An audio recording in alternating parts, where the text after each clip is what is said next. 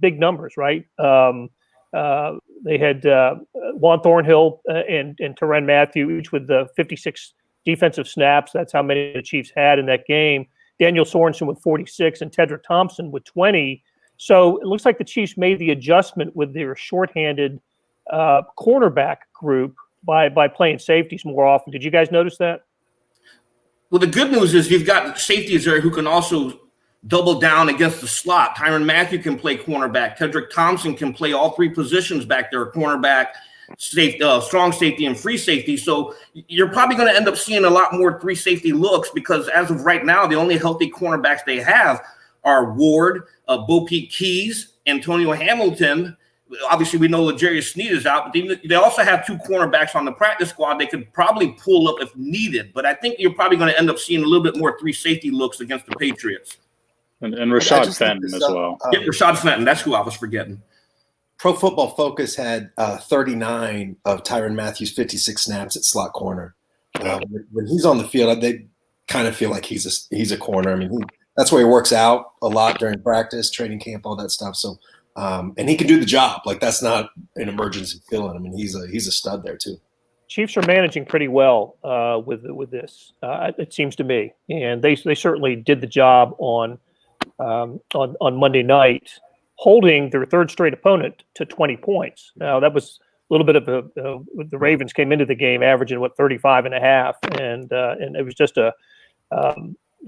such a great defensive effort by the Chiefs. We spent a lot of time talking about how well Patrick Mahomes played, and I think may have been his best game as a Chief in the regular season. I mean, executing the game plan flawlessly. I just thought he was fantastic.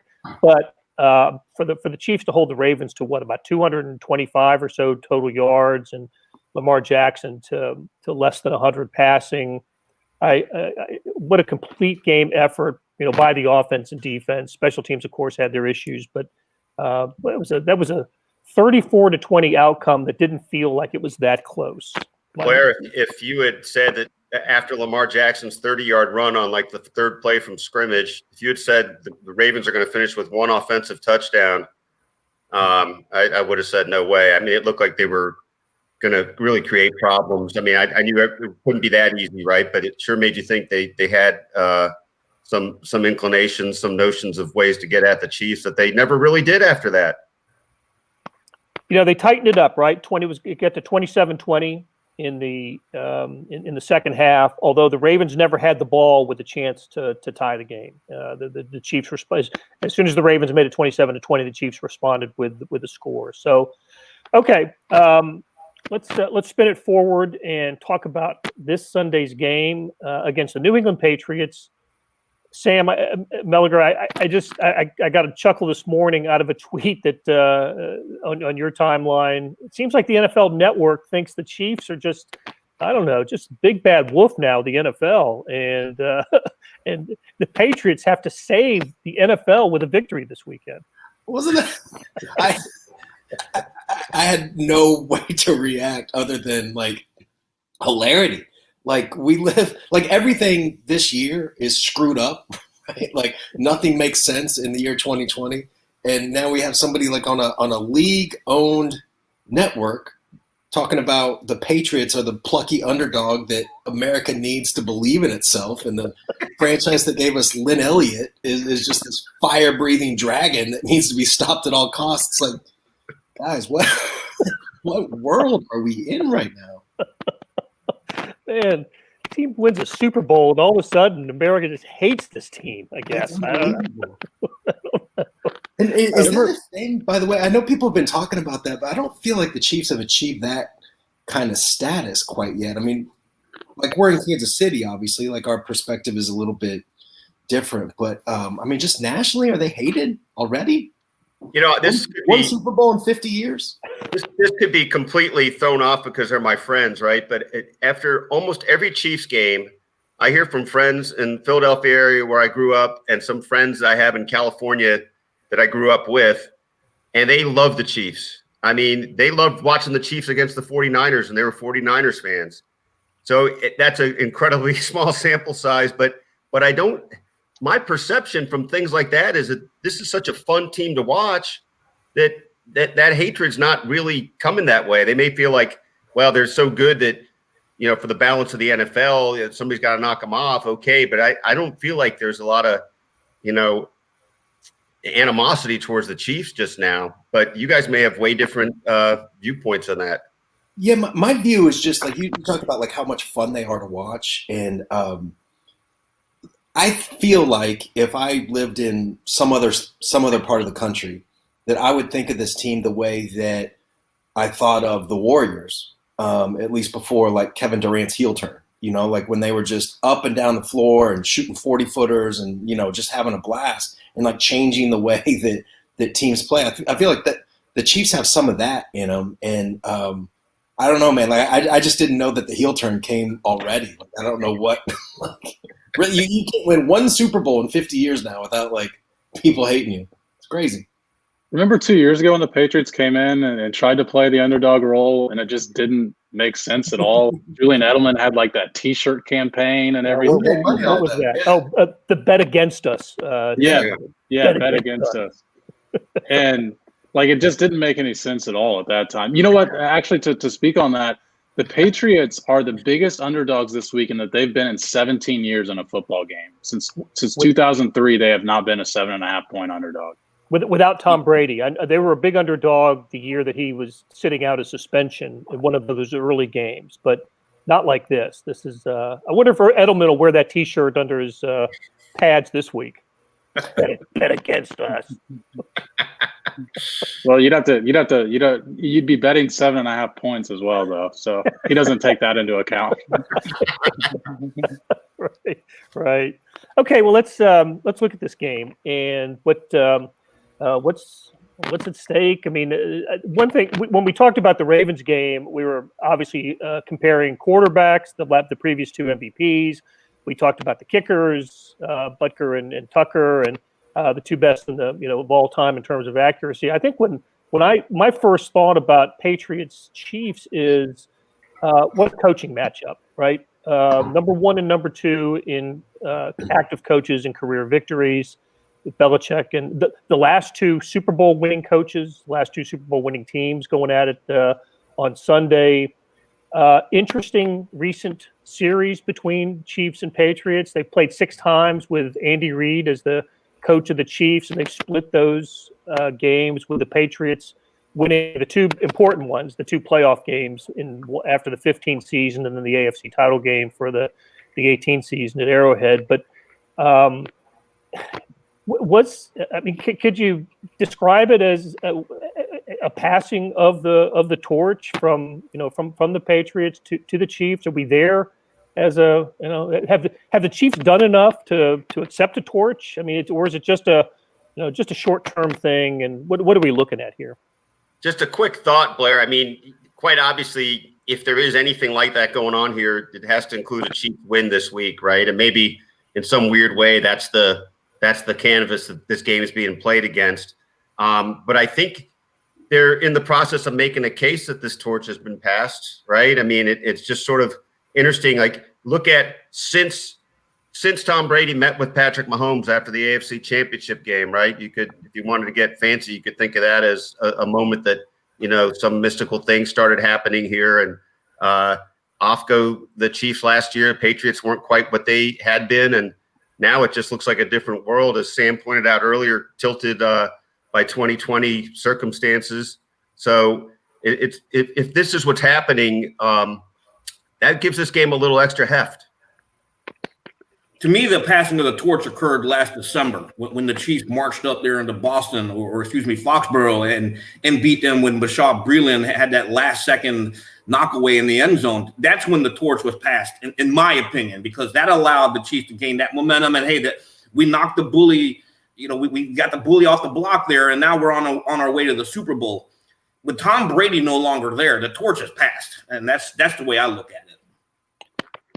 I thought it was interesting after the Ravens game when Mahomes met the media, or was it? Maybe it was the Wednesday press conference. I can't remember because they happened so close together. But at one point this past week, Mahomes was asked about his comparing him to Lamar Jackson Of course, Jackson is 0-3 now against the Chiefs and Patrick Mahomes. And Mahomes said, he felt the same thing going up against the Patriots and Tom Brady, and then he finally won. Well, it's just, it seemed to me that when we have talked about those types of things in the past, we've done so in years of competition, right? I mean, Sam, you had the note in the column last week that that Mahomes and Jackson were the youngest MVPs to face off against each other. I mean, by a long shot, right? The only two under the age 30 to have won MVPs and to square off against each other. But is there enough of a body of work between between Mahomes and for Mahomes to say that having lost his first two games to Tom Brady and then beating Tom Brady in the in the regular season last year was enough to, I don't know, elevate him past Brady. And I guess it's a long-winded way of saying I don't Patrick Mahomes is second to none as far as I'm concerned right now. And yeah, but when you wear the ring, right? When you were wearing the ring, that matters a lot. It would be better for these rivalries if the Ravens would have won on Monday. Because now it is, like you said, it's 3-0. That can change quickly if it becomes 3-1 and the Ravens win a playoff game, which is entirely possible. But as far as just looking at this game specifically on Sunday, when the schedule came out, and you see the Patriots, and I remember thinking, it's not going to be the same, like Brady's not there, whatever. But in some ways, they're more dangerous with this guy at quarterback, with the way that he can run. And he's not Brady in a lot of ways, but Brady's not him in a lot of ways either. And I think it's going to be interesting to see how the Patriots, I think the one coach in the league who's better than Andy Reid, who's had a bigger body of work than Andy Reid, how he schemes up these blocking schemes that they've got to create some space for Cam and Burkhead and all those guys. I just think it's a really interesting matchup, and in some ways more interesting than if Brady was still a quarterback. Yeah, I mean he's not Brady, but he's also to me better than what the 2019 version of Brady. Obviously, doesn't have the career that Brady has, but Tom Brady wasn't good for the Patriots last year. And Cam Newton brings a different element. He brings a different element even than what they saw last week in Lamar Jackson, even though Juan Thornhill told us yesterday they prepare for him the same because it's just the threat of running the ball. But to me, I think that the Patriots are maybe finally going to be that team that sticks to a strategy that we all think could potentially beat the Chiefs. And that's just run the ball, run the ball, run the ball. We saw him do it 2 years ago in the AFC Championship, despite having a pretty good version of Tom Brady at that point. But especially with Cam Newton now, I think this Patriots team is more dangerous than what I anticipated going into the season that they would be. And I think that they're more dangerous than other people are giving them credit for just because Brady is now in Tampa Bay. Totally agree.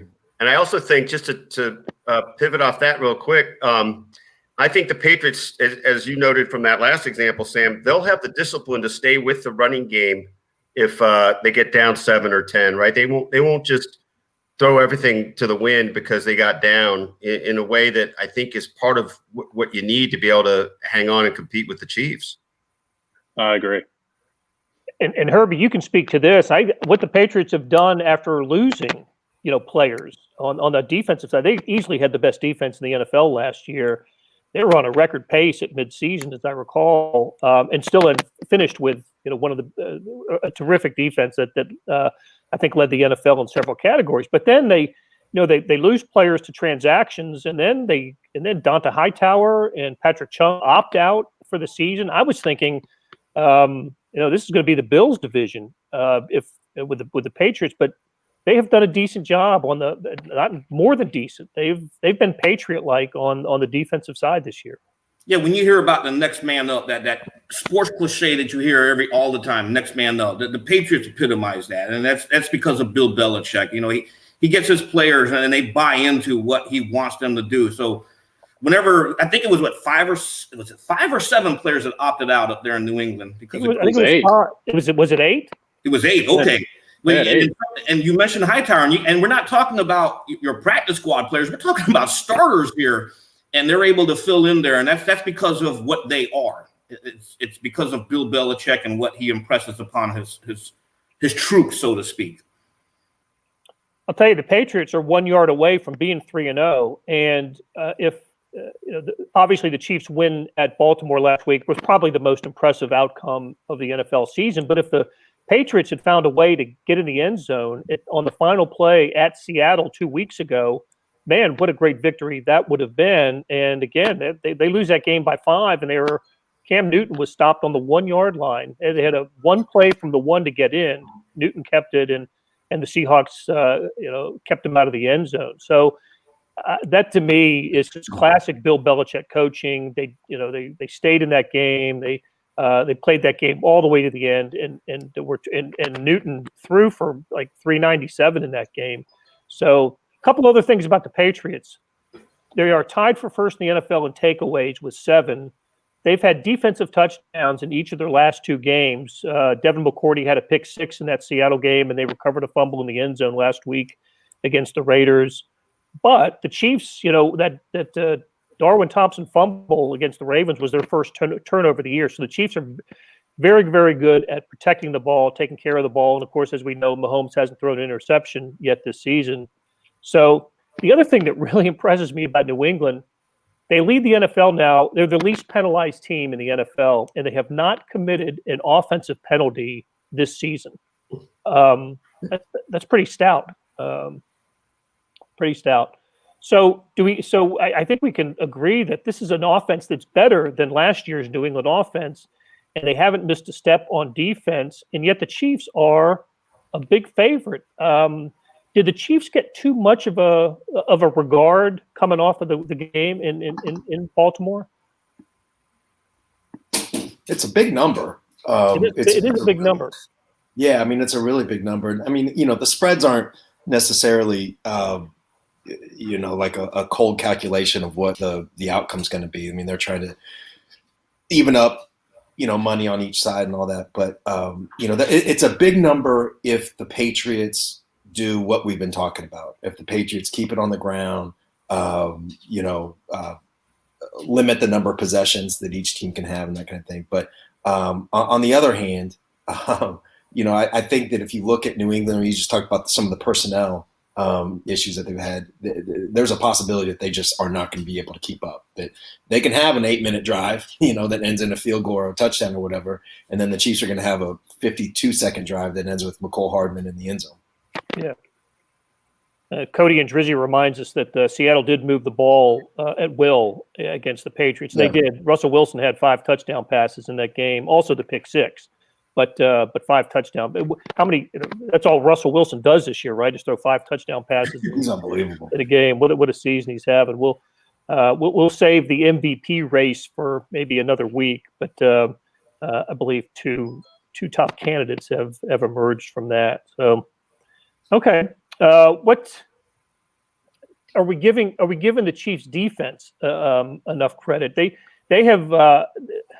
This is the first time that Steve Spagnuolo's defense will have faced Cam Newton. The last time the Chiefs faced Cam Newton was that 2016 game at Carolina, and they've played him twice in Newton's career. And Newton is 0-2 against the Chiefs. But this would be the third different defensive coordinator to confront Cam Newton. So I don't know.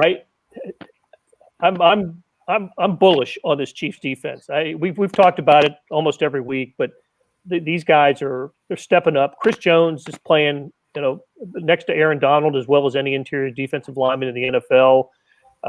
They've made the back end work with personnel. So I guess my only concern would be, short week. It's the only time this season the Chiefs will play on a short week. They're playing a well-coached team, and but I think the defense finds a way to stop Cam Newton. What do you guys think? That was the best that the defense has played since Steve Spagnuolo was hired. I think if you consider like context and opponent, and if that's true, it's the best the defense has played in several years, right? There's a reason that Steve Spagnuolo was hired.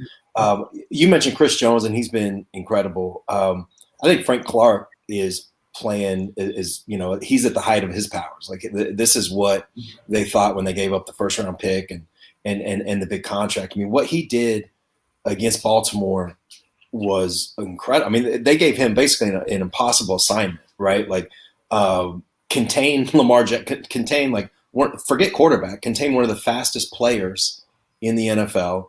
Also stop the run, and if you can, get some pressure on Lamar Jackson. And he did all three. He was unbelievable. And Blair, you just brought up a really smart point too about just the secondary. They've been making that work with, being shorthanded. And, Juan Thornhill's going to have some weeks like he did on Monday against Baltimore where he was great.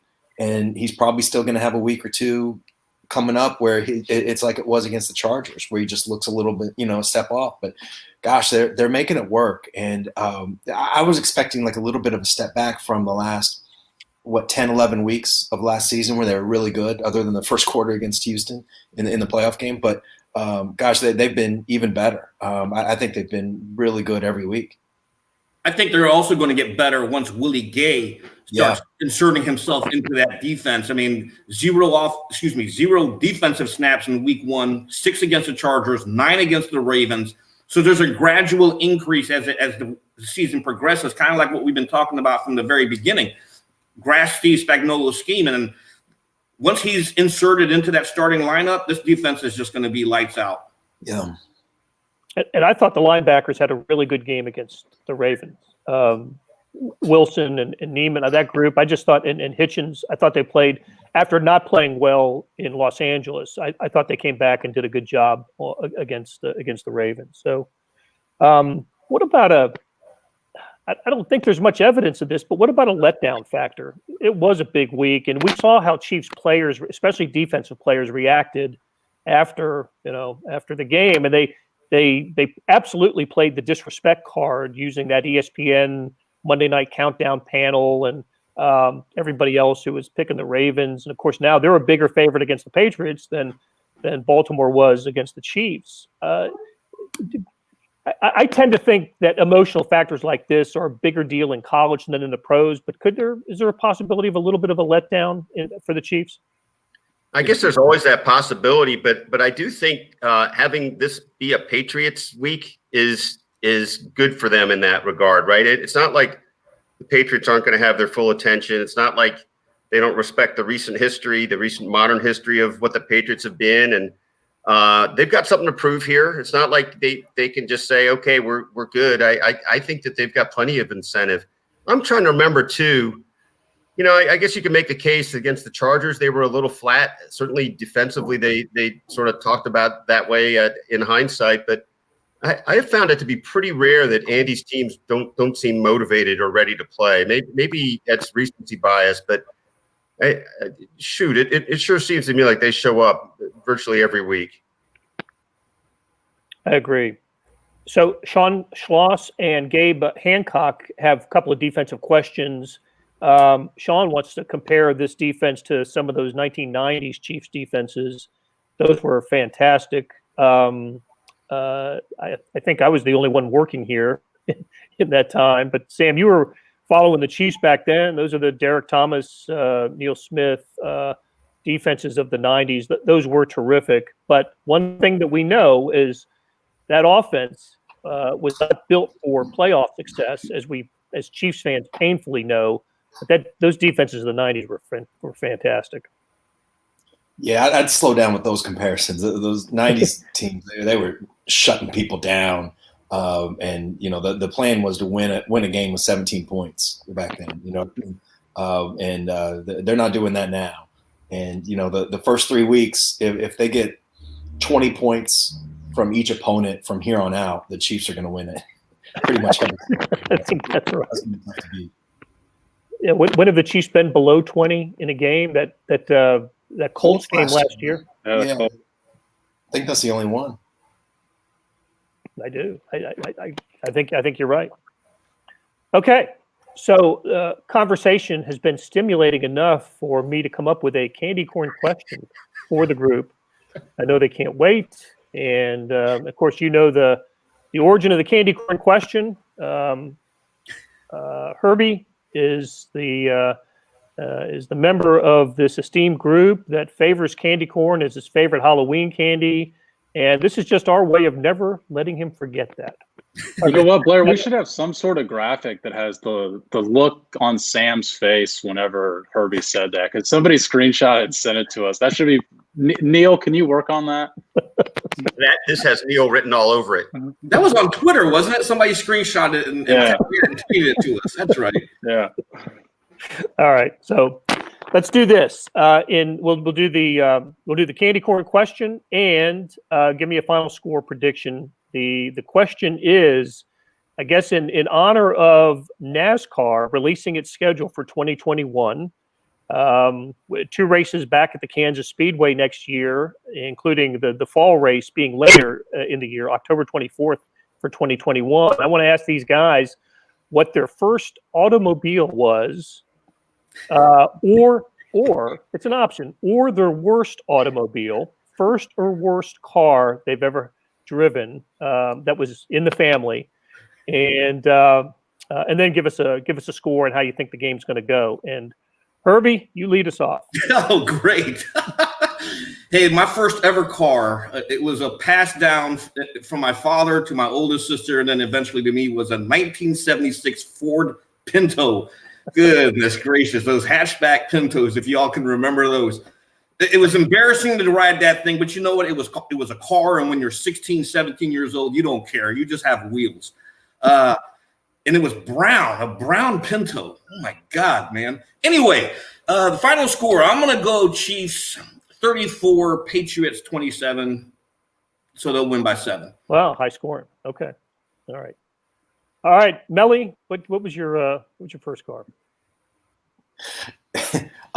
A 1978 Buick LeSabre. It was white. I loved this car. Like it's still my favorite car I've ever had. That seat, the driver's seat, is the most comfortable seat I've ever been in my life. It was my grandparents' old car.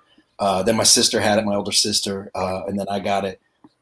By the end, it was rough. By the end, there was one time I drove to school, and I guess like the hubcap just like when I pulled into this, the hubcap just falls off and then starts rolling down. Yeah. Walking into the school, and this girl like comes up running back. She's like, excuse me, I think this is yours. Like, and, like gave it to me. But I love that car, man. We used to go out. We had open lunch because there was way too many kids in my high school. It was overcrowded. And we had open lunch. I would take literally 8 guys, to lunch, just packed in this car. But by the end, it was in such bad shape. My mom paid $50. She paid a tow company $50 to take it away. Not selling for scraps. I'll pay you. Here's money to take this car away. Having driven a Buick LeSabre, having had one of those in my life, those you don't park those as much as you do dock them. Yeah, that's right. It was such a great car, though, man. I miss it. All right, who you got on Sunday? Chiefs. I'm picking this score intentionally just for the Patriots to cover. So 27, because it's 7.5, right?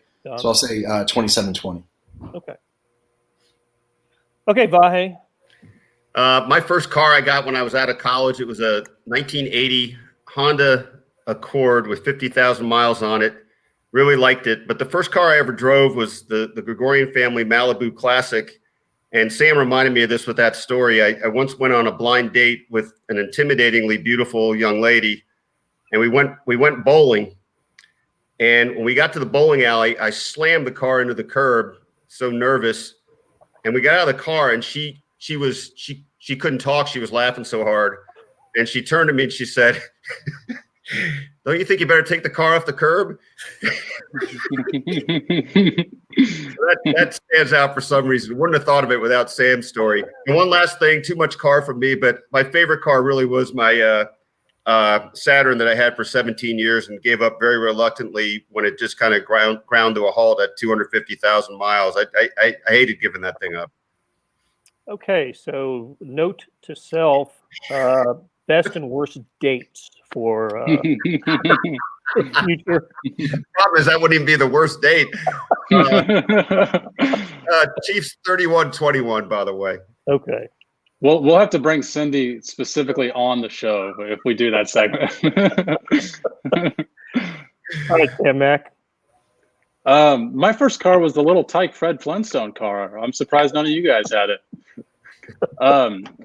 My actual, probably the funniest story about my first car, because I just had a regular old Ford Taurus used car, but I was so short when I was 16 that, I mean, I still get comments about how young I look, but you can imagine how young I look at 16, and people like the looks on their faces when I get out of the car, like, oh my God, this kid has stolen a car. But I was so short at 16. I think I was still like 5 foot flat, that my dad had a certain budget he wanted whenever my twin brother and I were going to look for cars. But they had to adjust that because we had to have the power seats just to get the seats high enough for me to see over the wheel when I was 16. So that's how I ended up with the Ford Taurus. Okay. All right. Who you got winning on Sunday? I think the Chiefs are going to win. I think it's going to be a little bit lower scoring just because I do think the Patriots are going to eat up some of the clock. I'm going to say like 24-17. Okay. Very good. I'm in that neighborhood as well. So my first car, my dad, I have an older sister, and only about a year and a half older. So he bought a car for both of us, a new 1976 Honda Civic, and we were so happy, thrilled.